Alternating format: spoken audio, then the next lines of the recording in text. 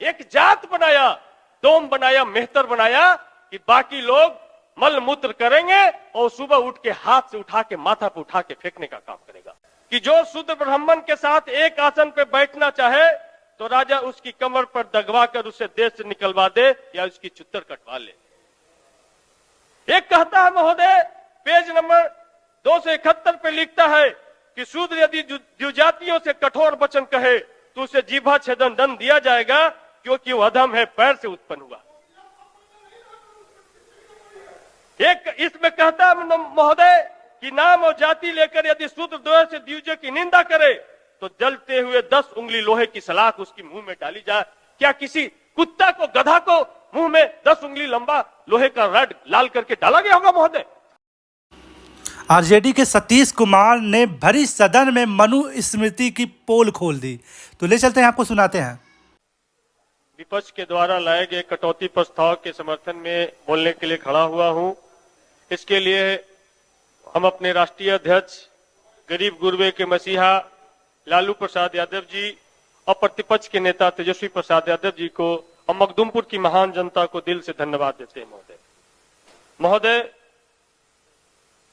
अनुसूचित जाति का भी पूरक बजट आज उसके साथ है और मुझे बार बार सदन में आज के 5वीं बजट हमने देखा है, कभी भी अनुसूचित जाति के जो मंत्री होते हैं, जिस दिन उनका बजट होता है, उनको आगे के रो में नहीं बैठाया जाता महोदय।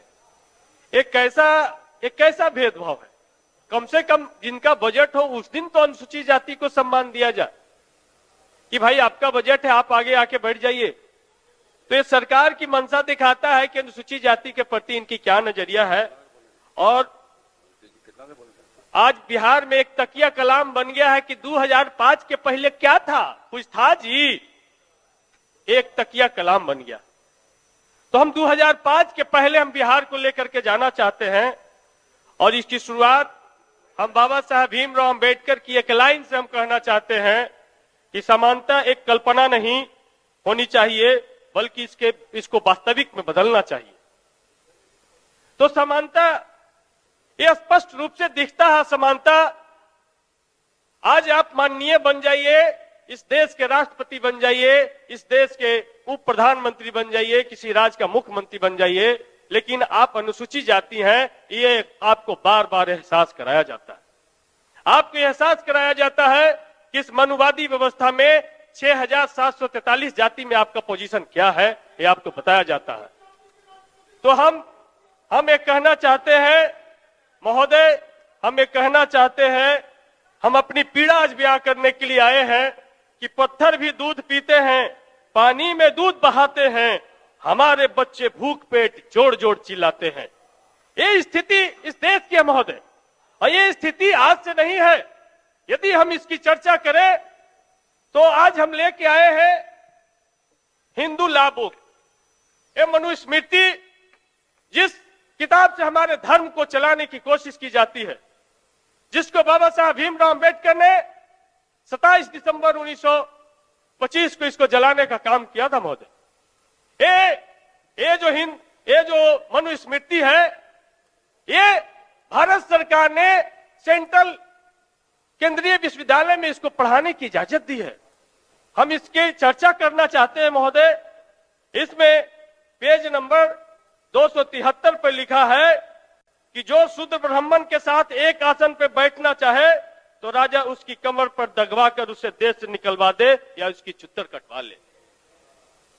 एक कहता है महोदय, पेज नंबर 271 पे लिखता है कि शूद्र यदि द्विजातियों से कठोर वचन कहे तो उसे जीभा छेदन दंड दिया जाएगा, क्योंकि वह अधम है, पैर से उत्पन्न हुआ। एक इसमें कहता है महोदय कि नाम और जाति लेकर यदि शूद्र द्वय से द्विजय की निंदा करे तो जलते हुए 10 उंगली लोहे की सलाख उसकी मुंह में डाली जाए। क्या किसी कुत्ता को, गधा को मुंह में 10 उंगली लंबा लोहे का रड लाल करके डाला गया होगा महोदय?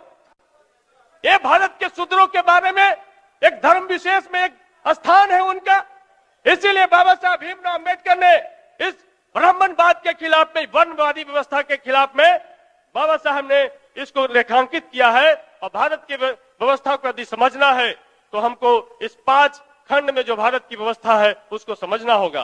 वैदिक काल जो 600 ईसा पूर्व के पहले का काल है, बुद्ध काल जो 600 से 1200 ईसा पूर्व का काल है, मुस्लिम काल जिसको कह सकते हैं, या मध्य काल 1200 ईस्वी से 1800 ईस्वी का काल है, ब्रिटिश काल जो 1800 से 1947, और अब जो स्वतंत्रोत्तर काल चल रहे हैं जिसमें भारत का संविधान लागू हो गया, उस काल में हम जी रहे हैं महोदय, उस काल में हम जी रहे हैं।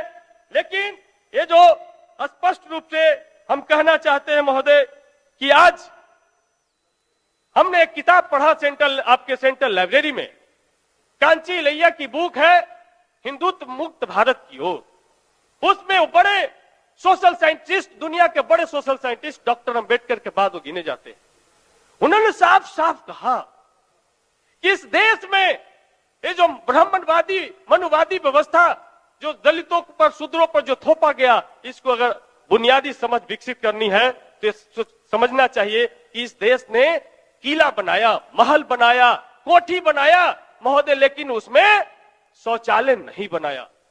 क्या बनाया? एक जात बनाया, डोम बनाया, मेहतर बनाया कि बाकी लोग मल मूत्र करेंगे और सुबह उठ के हाथ से उठा के माथा पे उठा के फेंकने का काम करेगा। इस देश में महोदय वॉशिंग मशीन नहीं बना, इस देश में बासन मैन बना कि हम जिंदगी भर कपड़ा गंदा करेंगे, तुम्हारा काम तुम धोबी हो, जिंदगी भर तुम्हारा काम धोना है।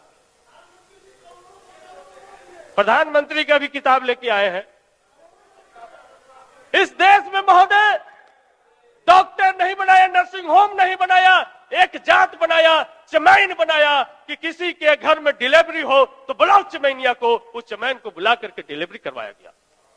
इस देश में हम लेदर टेक्नोलॉजी विकसित नहीं किए, जूता चप्पल नहीं बनाए महोदय, लेकिन हमने एक जात बनाया, चमार बनाया कि भाई तुम्हारा काम जूता बनाना है और तुम्हारा काम जूता खाना है। आपकी बारी आएगा, आप अपनी बात करिएगा। महोदय इस देश में सबको गहना पहनना है, सबको सोने चांदी का सामान पहनना है, बहुत कीमती लगता है महोदय, लेकिन इसको बनाने के लिए कोई टेक्नोलॉजी नहीं बनाया, एक जात सोनार बनाया। इस देश में सबको बर्तन चाहिए, लेकिन बर्तन का टेक्नोलॉजी नहीं बनाया। हमने कुम्हार एक जात बनाया, लेकिन उसके साथ क्या हमने व्यवहार किया?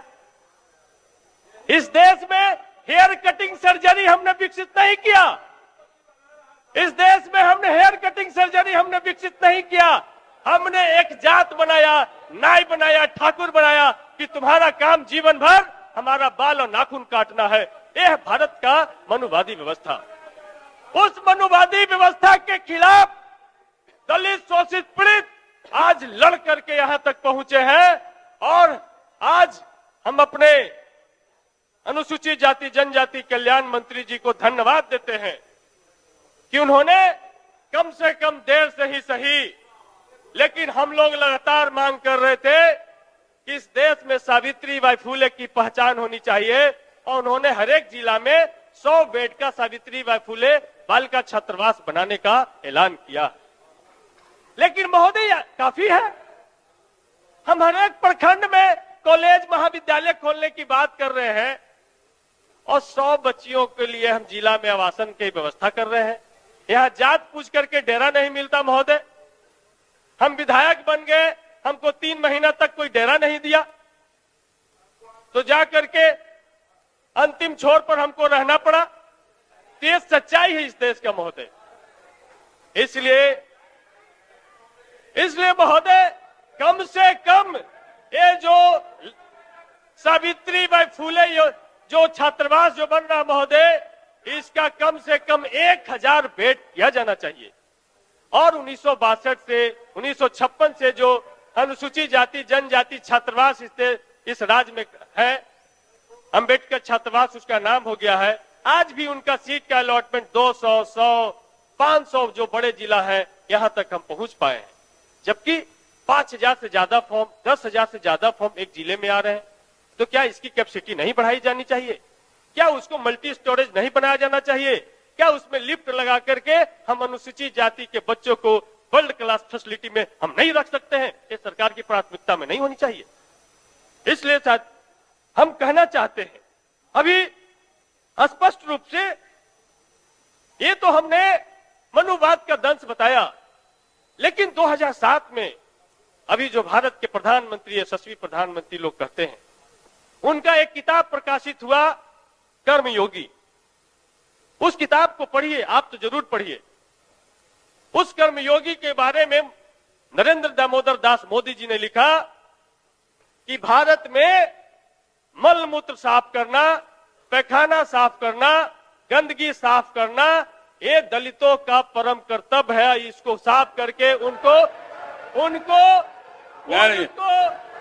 ये गलत उदाहरण मत पेश करिए। उनको आत्मसंतुष्टि की अनुभूति होती है। महोदय पढ़ा जाए, हमने रेफरेंस दिया महोदय, नहीं गलत है, झूठ नहीं बोल रहे हैं। आप बैठिए, बैठिए, प्रोसीडिंग में नहीं जाएगा, बैठिए ना महोदय। प्रोसीडिंग में नहीं जाएगा, गलत उदाहरण आपका ये परम सुख नहीं जाएगा, उनको क्यों प्रोसीडिंग नहीं में बैठिए प्राप्त आप। करना चाहिए? ये परम सुख उनको क्यों नहीं प्राप्त करना चाहिए महोदय? बिल्कुल सही कहा, मनुस्मृति की यही सच्चाई है। आप क्या कहते हैं गाइस? कमेंट बॉक्स में नाराज हो देना। अगर आप चैनल पर नए हैं तो चैनल को सब्सक्राइब कर लीजिए। डॉक्टर अजीत राय चैनल को बचाना बहुत जरूरी है, क्योंकि डॉक्टर अजीत राय शोषित और वंचित दलित समाज की आवाज़ उठाने का काम करते हैं।